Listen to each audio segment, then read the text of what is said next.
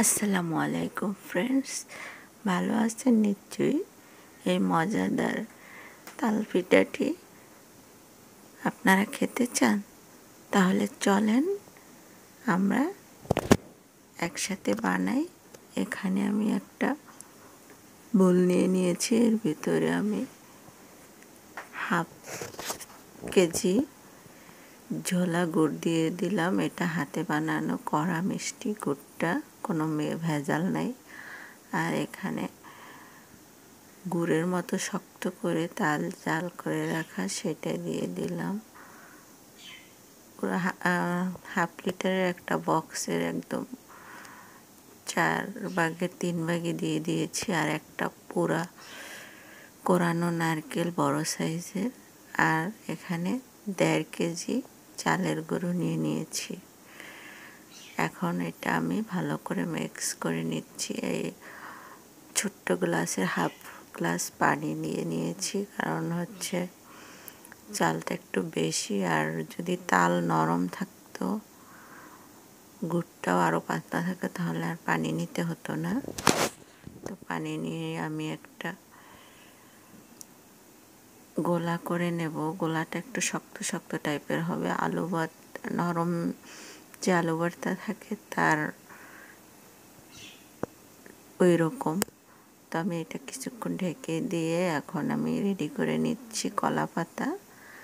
এই যে গাছ থেকে কেটে আনা হয়েছে, এটাকে আমি সাইজ করে কেটে রেডি করে নিচ্ছি। তো এখন আমি একটু লবণ দিয়ে নিয়েছি, কারণ লবণ দেইনি এর আগে। এটা ভালো করে মিক্স করে নিয়ে একটা টিস্যু দিয়ে কলা পাতাটা মুছে নিয়েছি। এটা যেই সাইডটা বেশি সবুজ ওই সাইডে আমি দেব, কারণ ওখানে একটা পাতার যে একটা দাগ দাগ চিহ্ন আছে, ওইটা পিঠাতে হবে আর দেখতে সুন্দর লাগবে। আমি দুই সাইডটাই ওই যে সবুজ সাইড দিয়ে দিয়েছি। আমি একটা বানিয়ে নিলাম ওইরকম। আবার একটু গোলা নিয়ে টিস্যু দিয়ে মুছে নিয়ে নিতে হবে প্রতিবারই। তারপরে হচ্ছে এই যে এটাকে আর একটু গোলা নিয়ে আবার এরকম চ্যাপটা চ্যাপটা করে বানিয়ে নিচ্ছি। এভাবে সুন্দর করে বানাতে হবে। আমি একটু বেশি করে নারকেল দিয়ে দিয়েছি, কারণ নারকেল হলে খেতে খুব মজা লাগে। এবার এই যে চুলোতে প্যান গরম করে দিয়েছি। এখন তার ভিতরে দিয়ে দিলাম একটা, আমি দুই সাইডে দুইটা চুলো বসিয়ে নিয়েছি, প্যান বসিয়ে নিয়েছি। দুই চুলোতে দুইটাতেই দুইটা দিয়ে দিলাম। তো এটা প্রথম পিঠা, এই জন্য আমার রান্না এটা ভাজা হতে 4 মিনিটের মতো লাগবে দুই সাইড। এরপরে 2 মিনিট হলেই হয়ে যাবে। 2 মিনিটে পিঠেগুলো হয়ে যাবে। তো উল্টে দিলাম, আর এক সাইড ভেজে নেব।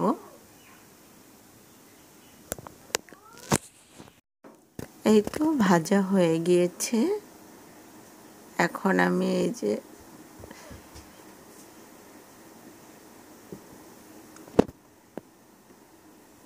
তুলে নেব।